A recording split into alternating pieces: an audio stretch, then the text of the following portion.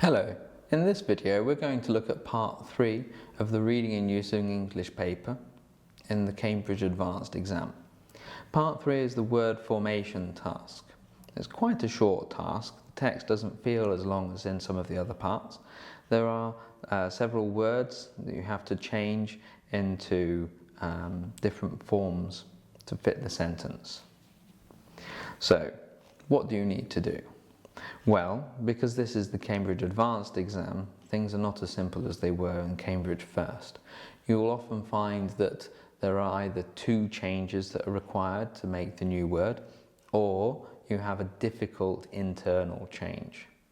So what kind of changes can there be? Well, there can be affixes, and these are the prefixes that go at the beginning, for example, to make a word negative with un or ill, and there are suffixes that go at the end, for example, meant, to change into a noun. But we also have these internal changes, for example, high changes to height, and we look inside the word and something changes there. And these are the kind of things that you need to look for. But of course it's even more complicated than that. When you read the text and you see in each gap, you decide if it's a noun, a verb, an adjective or an adverb that fits the sentence. You also need to think about its positive or negative side. And in the case of nouns, you need to decide if it's going to be a singular or a plural noun. So when you look at the gap, first decide what kind of word you need. Look around the gap. If you find an article just before the gap and there isn't a noun after the gap, then it's a noun that you want. So then decide if it's positive or negative, singular or plural, if it describes an idea or if it describes a person. Likewise, if you see the word to, T-O, before the gap, you probably want a verb to fill that gap. If after the gap there is an adjective, you probably want an adverb. And again, you have to think about the polarity, if it's positive or negative. So once you've thought of the word that you want, write it on the question paper and then read the sentence to yourself.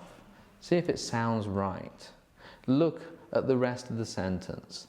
If there are a few adjectives that are negative in meaning and you've used an adjective that's positive in meaning to complete the sentence, does that make logical sense?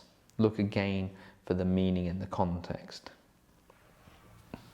Okay, so I'd like you to try the example now. Follow the link in the description to the PDF. We're still on page 21, the same page we did before in part 2. And the title of this task is called Fashion and Science. So have a look, and when you're ready, come back and we'll go through the answers together.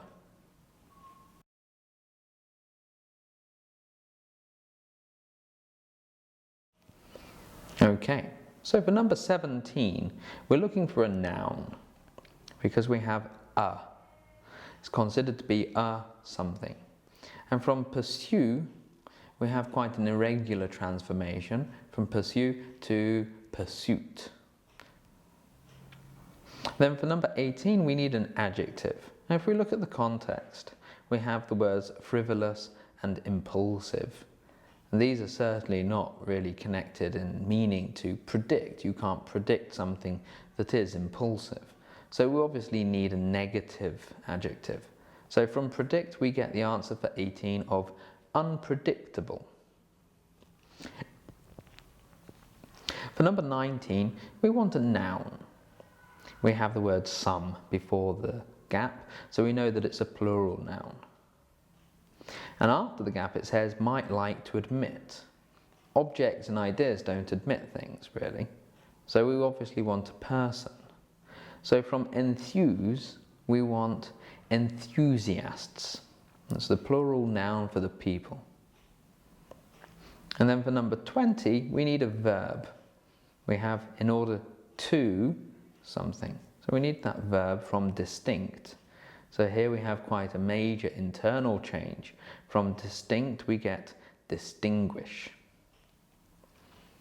For 21, again, we want a noun. We see there various something, and it's going to be plural, and it will be the people that we're talking about here. because we're comparing themselves with something equivalent. So from compete, we want competitors. For number 22, we need an adverb, sorry. The adverb here will tell us more about having to compete. So it tells us more about that. The adverb from increase would be increasingly. And then for 23, we want a noun. There's no indefinite article. We don't see a anywhere just here. So clearly it's going to be a plural noun. So from replace, we get replacements. And then finally, in number 24, after the gap we see a plural noun, so we need an adjective to describe that noun. From innovate, we want innovative. And that's it. So, when you're doing this task, do pay attention to your spelling. There's nothing worse than getting the answer right but losing the point because you've misspelt it. Read the sentence again to see if the word fits the context and pay real attention, very close attention, to the words around the gap so you can decide exactly what needs to go in there. And otherwise, that's it. In the next video, part 4, we'll look at the keyword transformation exercise.